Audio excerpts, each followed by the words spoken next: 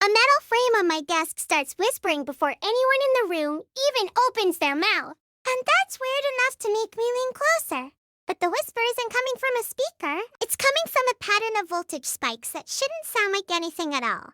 So I trace the signal back to the lab logs, which means I end up staring at a moment from 1977 that I've never been able to shake.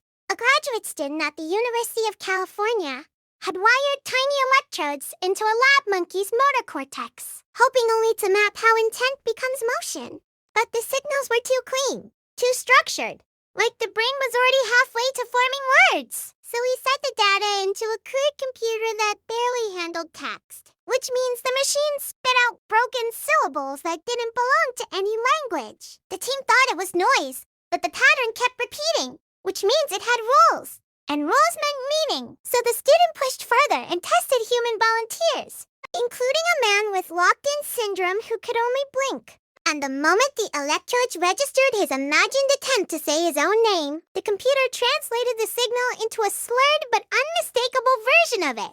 Everyone in the room froze. Because if the machine could catch that, then it could catch anything. So they spent months refining the algorithm, which means by early 1978, they had a prototype that could turn raw cortical intent into rough speech. And that opened a door no one had known how to reach. Because the man who couldn't move now had a voice. And that's why this humming frame matters to me now. Because every new whisper means another trapped mind learning to speak again. If you want to hear where this breakthrough heads next, stick around.